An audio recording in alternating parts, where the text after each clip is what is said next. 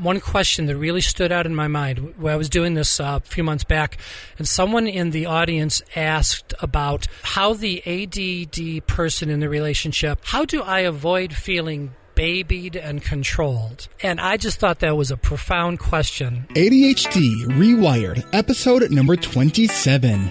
The final interview from the ADA conference. This is the show designed to help those of us who have really good intentions and a slightly wandering attention.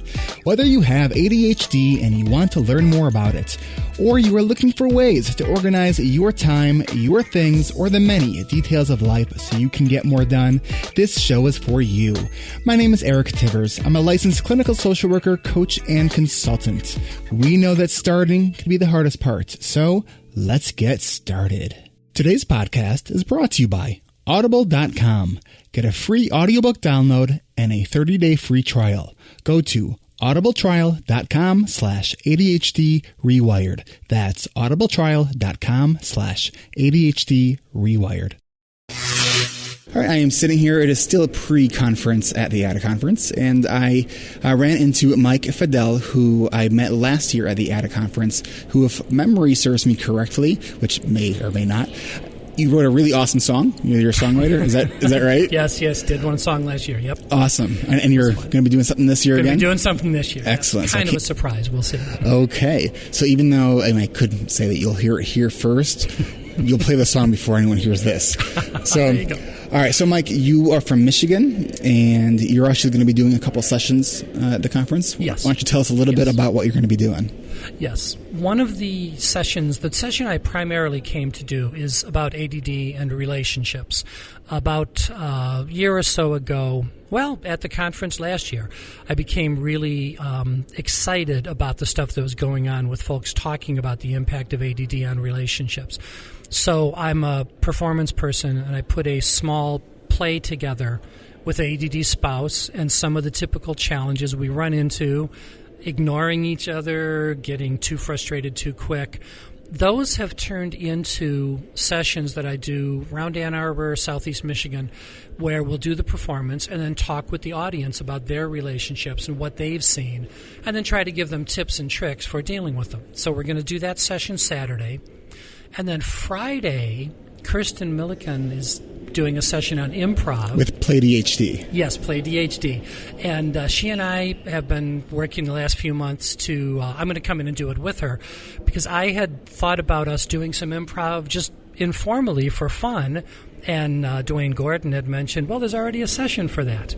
So I'm really Gordon, looking he's from Attitude? Dwayne's the ADD guy. Okay. He's the ADD guy. You just named everybody at this conference. You're right. Well, I was going to say he's the president, but I don't actually know their titles. But I know he's my primary contact for the conference. I should know their titles, but that's I don't. Okay. Yeah, but anyway, Dwayne. You remember their name. I remember his name. That's probably all they're going for.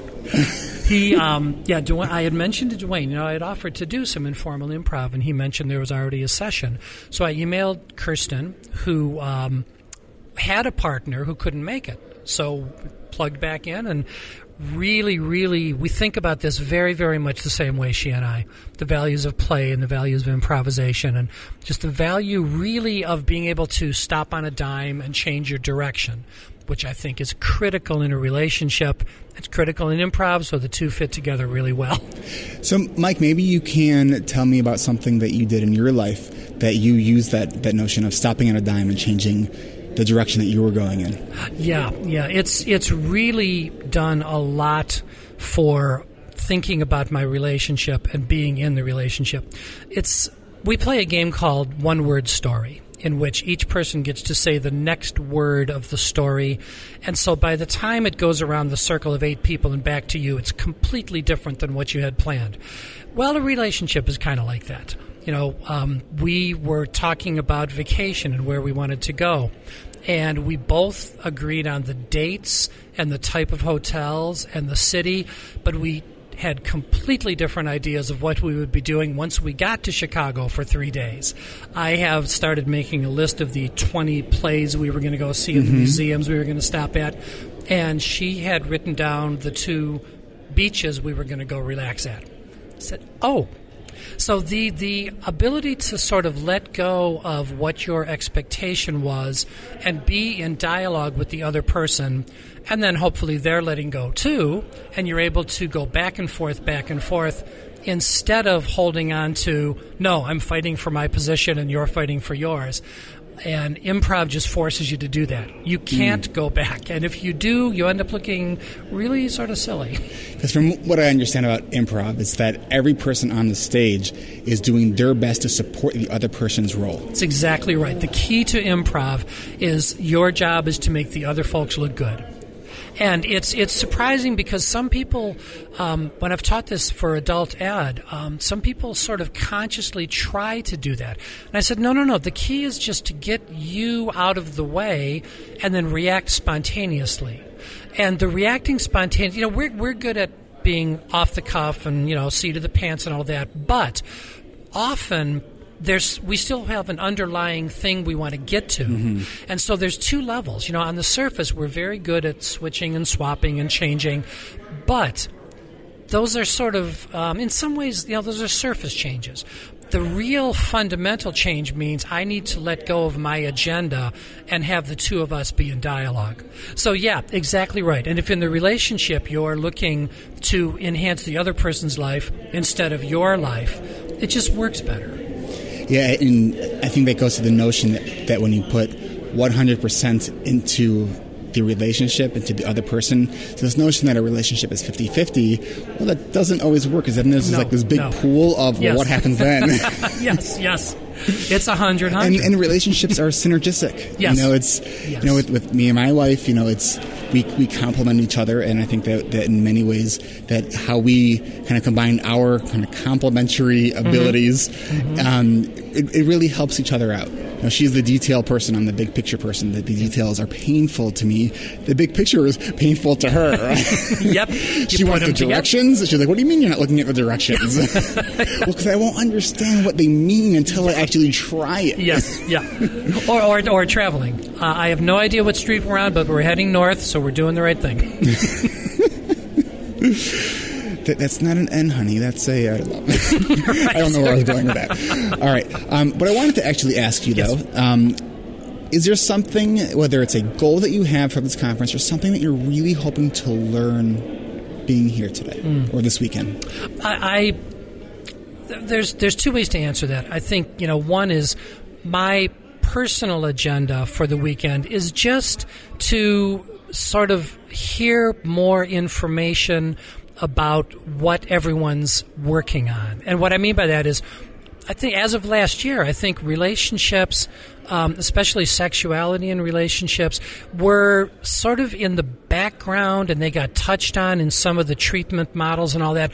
It just seems like in the last year, watching what's happened on the various podcasts, webcasts, people are putting more energy and effort into thinking about the relationship aspects. Ari Tuckerman's been doing a lot of stuff on that. Yeah, Ari's had some good input. There were three people. I finally read Melissa Orloff's book. It had been on the shelf for a long time. And looking at some of the different websites, Arthur Robbins' Do you remember the name of that one? Because I'm blanking out at the moment. It was very, very obvious. It's like the ADD effect in marriage. It's like the ADD effect on marriage. Okay. It's just a very straightforward. Yes. Okay. White cover, red hearts, and it's a great book. And what's been good for me, especially, is. Arthur Robin came to Ann Arbor a couple times to speak, and he has a model of relationships, sort of CBT-based understanding of the emotional layers. Ari has his model. Melissa has her model. And so in best comparative philosophy, which is my background, in best comparative fashion, of course, I'm putting them all together, looking for the commonalities. And the commonalities are in some ways the obvious ones. It's listening, negotiating, all of that. But there are some interesting ones that hadn't occurred to me. So that's part of my agenda on the one hand. The other one is that... To solidify some of those things? To solidify some of those, and also hear what other people are working on. I attended this morning Linda and Victor's session, Linda Rogley, and she has a slightly different way of looking at it that I really, really liked. So that's it, more input so I can have more to sift through. And then on the other side, my presentation, I've gotten really, really interested in the spouses and the significant others of us ADD folks because, we're working on this from one direction. But I really think it's helpful to give people who are, the other one in the relationship, a forum to talk about what's frustrating them and what do they love about the person. What are the ups, what are the downs? Mm-hmm. Because the more of this we can expand and the more of this we can get on the table, the better tools we're going to have long-term for helping both people deal with it. Mm-hmm. Mm-hmm. I mean, both people are part of the solution. Absolutely. You can't one of you fix it and then come back and say, okay, and now it's we're also all not always just the person with ADHD. It's not always their fault. And I think there's this tendency for the person with ADHD to hold a lot of guilt over, dropping the ball, not carrying their slack. But sometimes it wasn't their fault. Yes. And yet there's this weird dynamic that occurs sometimes because of all the past history of things that are going on. Yeah, that's exactly right. We had one question that really stood out in my mind when I was doing this a few months back, and someone in the audience asked about how the ADD person in the relationship, how do I avoid feeling babied and controlled? And I just thought that was a profound Great question. Yeah, good. Everyone I've mentioned it to has said the same thing. Oh, my gosh. And especially if you've been together 10, 15, 20 years, those patterns get very, very ingrained. Mm-hmm. And I know for myself, I've gotten to the point where I just said, I'm not going to argue because she's right 99% of the time. And my wife and I have had similar conversations and have really talked about the communication, the actual words that we use, and being able to say, okay, let's try this and let's see how we respond and then revisit it. And when I used to work at home more, when I was starting my practice, one of the things that we communicated about was, if she sees that I'm doing something that's different from what I told her that I was going to be doing, instead of her, coming in my office and saying, that's not what you said you were going to be doing, because then I'm probably going to respond to something to the tune of, get out. So what I suggested that she asks, hey, is that what you want to be doing right now? In a very, not judgmental way, just in a very open way. Yes. And if I, say no, not even making any assumptions. That follow-up question is, do you need help shifting? Yep. Asking how, do you want me to come back in 5 minutes? So really all of those, putting it back in my court. Mm-hmm. She's there to help, but she's not there to do it for me. Mm-hmm. That's what I find to be so helpful. And it was hard for her at first, because in the beginning, it's like, in a sense, I was kind of wanting to script a kind of dialogue. And I said, yes, I know it's hard because I'm asking you to do something that's different, but it's paid major dividends for both of us. Because I think when we're open and honest about our communication, that, we're not trying to parent each other by any means, because that's inappropriate, and that, that can create a lot of problems in a relationship. It's how do we support each other to, really have that synergistic effect of a relationship to really help each other be better. Yes, absolutely right. I mean, if we're assuming, each of us has a skill set, and hopefully, often, they're complementary, and that complementary can lead to conflict or cooperation. And I love the idea. I love the way you said it. The way that it gets phrased, the way that it gets delivered, the way that it comes across. In the presentation this morning, she had mentioned the saying, and I should have the 4 words in my head. Would you like to, or would you consider doing this? Can you help me with this?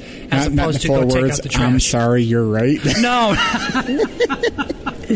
Those are ingrained in my head. I'm sorry, you're right.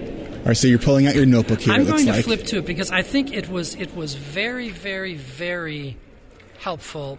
These are 4 words of wisdom that really help you if you are in the middle of talking about something. You say, would you be willing? Love it. Not, I want you to take out the trash or go do the dishes. Would you be willing? And I talk to a lot of my clients about this, that when you ask somebody a question and you're truly giving them the right to say no, you have a better chance that they're going to say yes. Yeah, absolutely. And not even just because I work both with ADHD and autism spectrum disorders. Mm-hmm. And so I had that discussion with a lot of my clients who are on the autism spectrum, because they're phrasing doesn't always come off in ways that are getting them the results that they're wanting, meaning their way. Yes. And they're not understanding why they're not getting their way, and then they have these big reactions. Yep. It's like, well, yes, you want this, but it's kind of like acting. Even though you really want this big time, you have to show it a lot smaller than you actually want it. Yep. So do you think we could do that? Yep. Even though in your mind you might be, oh my gosh, I really, really want to do this. I'm going to feel really upset if I don't, blah, blah, blah. So, hey, do you have time to do this? So it's when you give that person that feeling like they could say no, yes, the chances are better that they'll say yes. Yeah, no, I think that's a great observation. It's hugely important for the other person to feel you're not going to pout, you're not going to go away, you're not going to put this on the scorecard. Oh, they said no again, and then the freedom. Yep, critical. I know just thinking about right before I took off from the airport, I was chatting with my mom, and she said to me, "Call me when you get there."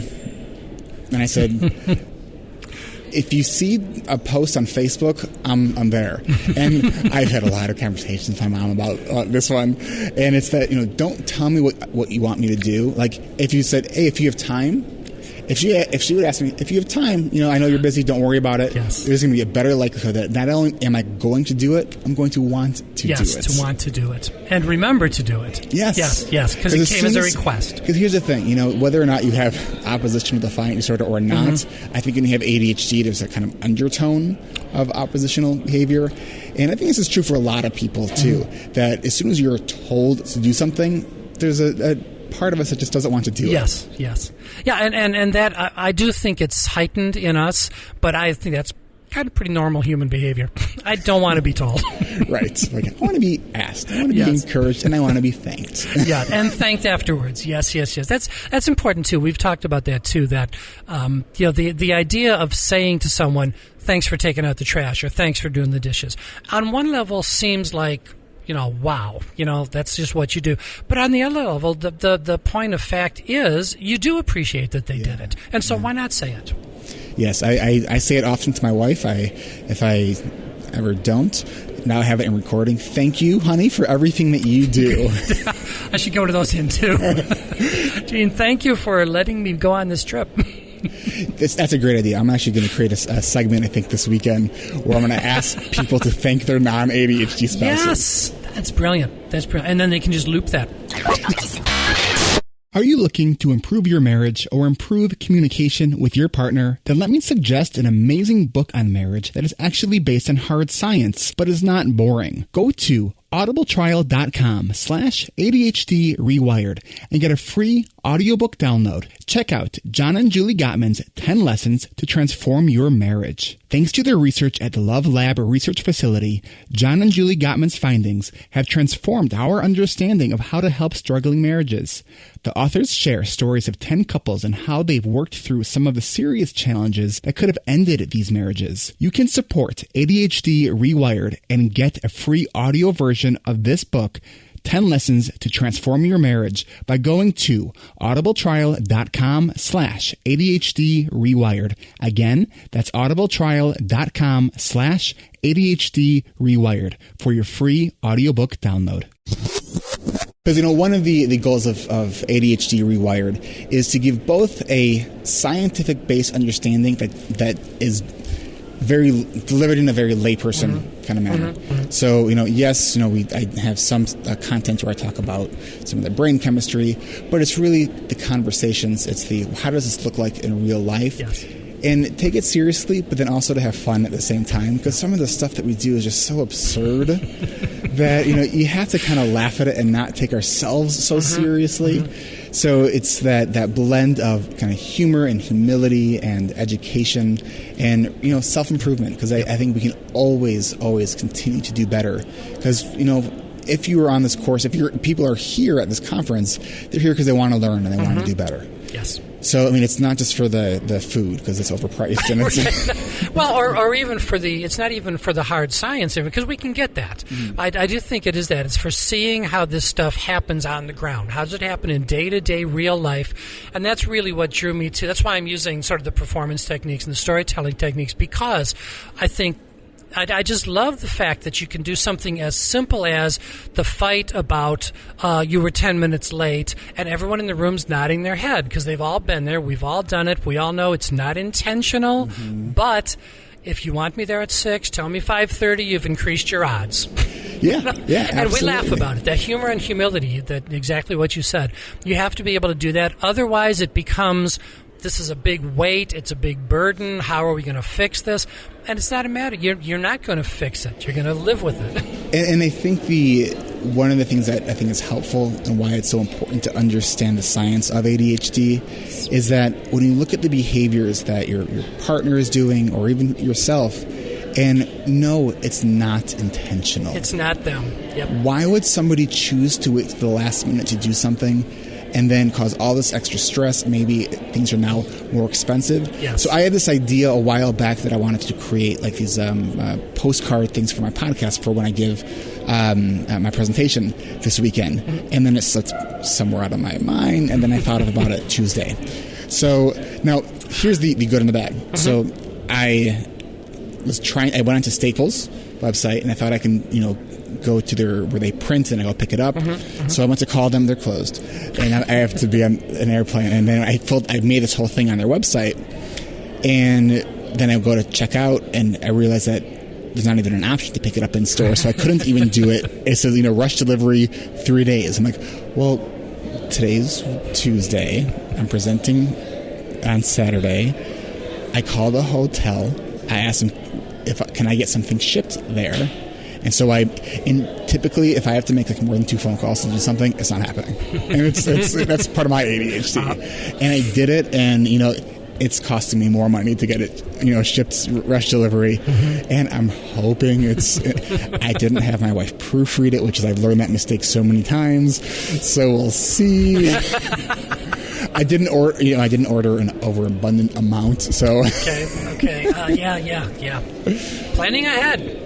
yeah. It's not one of my. It doesn't come naturally to me, and that's one of the things that I talk to a lot of people about is tendencies. We all have tendencies, both good and bad, and you don't need to be defined by your tendencies. Yes, exactly. Tendencies are the things that happen when you go into autopilot. Yes. And when you have ADHD, the autopilot button, even though it's there, it doesn't work. So,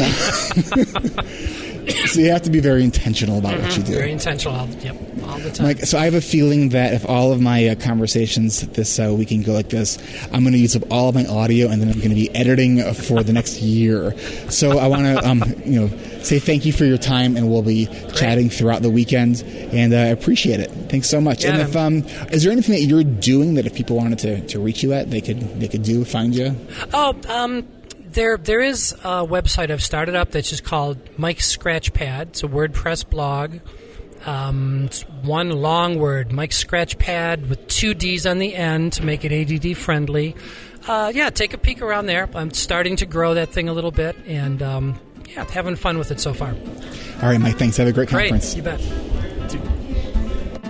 Well, ADHD Rewired listeners, you have just listened to another episode of ADHD Rewired. I hope you enjoyed this week's episode, and this was the final interview from the ADA conference. Now it's time I pull out the mind map to plan the upcoming episodes of ADHD Rewired. Do you have a story to share about your ADHD? If you want to be a guest on ADHD Rewired, go to ADHDrewired.com and click the yellow Be a Guest bar. If I feel you might be a good fit, I will contact you. Did you know that ADHD Rewired is more than just a podcast? We are a growing community. In addition to the free Facebook community, where you can find accountability partners and take part in my almost daily productivity challenges, we also provide coaching. This episode was released on September 8th, 2014, which is the official start of the first ADHD Rewired Coaching and Accountability Group. To the 13 members of the group, I'm thrilled to get to spend the next 12 weeks working with you. I would also like to encourage you to not just be a passive listener, but become an active member of our growing community. Like us on Facebook, but get involved in the community. I respond to most requests in 1 to 2 days. You can request to join our Facebook community at ADHDrewired.com. While you're there, be sure to sign up for my newsletter. Show your support for ADHD Rewired by going to iTunes or Stitcher and leave an honest rating and review. Don't forget to click subscribe in iTunes so you never miss an episode. You can also follow and share ADHD Rewired on SoundCloud. The CHAD International Conference on ADHD is coming to Chicago November 13th through 15th, 2014. I will be a speaker there. Find more information at chadd.org. That's CHADD.org. Also, if you happen to live in Northern Illinois, I would like to invite you to come to the Northern Illinois chapter of CHAD. I have served as the volunteer coordinator for this group for a few years. We meet on the third Monday of every month at 6:45 p.m. in Grays Lake, Illinois. Meetings are free and open to the public, but membership is encouraged. I'll post a link on how you can find this group on this episode's show notes page at ADHDrewired.com, and how you can find us on Facebook and on meetup.com. If you're not local and you're looking for a free support group, go to chadd.org and search for support groups in your area. As a volunteer for CHAD, I think I'm required to say something about the fact that this announcement about CHAD is not a testimony or endorsement of me or ADHD Rewired. Now you know. If you have any comments, feedback, or suggestions on how ADHD Rewired can be even better, please contact me through my website. Again, I want to thank and congratulate everyone who registered for the ADHD Rewired Coaching and Accountability Group. We are completely full, but if you are interested, email me. I will be sure to let you know the next time we are going to offer this group.